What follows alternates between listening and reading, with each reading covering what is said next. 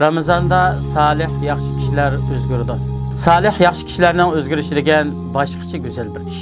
Ular fazilatli ishlardan uningdan yaxshi va fazilatli bo'lgan ishlarga atlandi.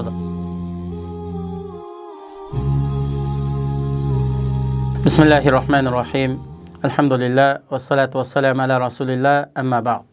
Assalomu alaykum va rahmatullohi va barakatuh. Hurmatli ustozlar va qarindoshlar, Ramazon o'zgarish edir nomli programmamizning 15-halqasi.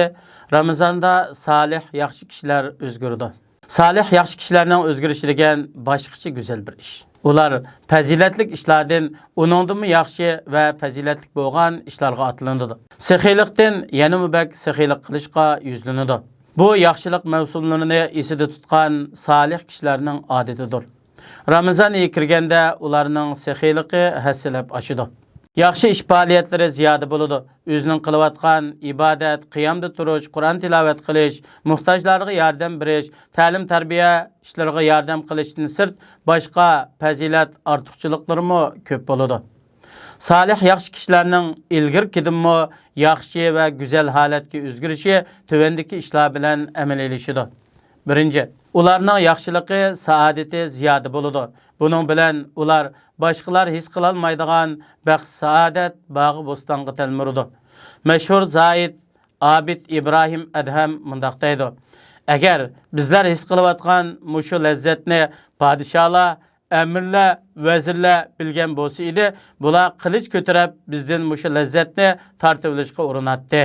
Yana mundaq deydi: İnsanın qalbiga shundoq bir vaqtlar keladi-ki, u vaqtdagi xursandlik lazzatni inson til bilan tasvirlab bera olmaydi.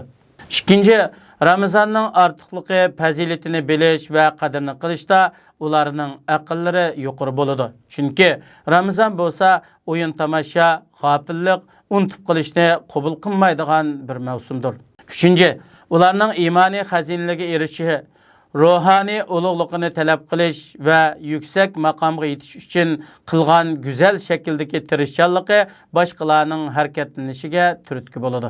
To'rtinchi, ummatning, millatning orasida yaxshi kishilarning mavjud bo'lishi bilanmi ko'ngillar ichiladi. Alloh taolo ularning dillarida mushu din uchun bo'lgan bexlarni yashnatadi. Ular buni Alloh taologa taat ibodat qilish yo'llariga ishlatadi.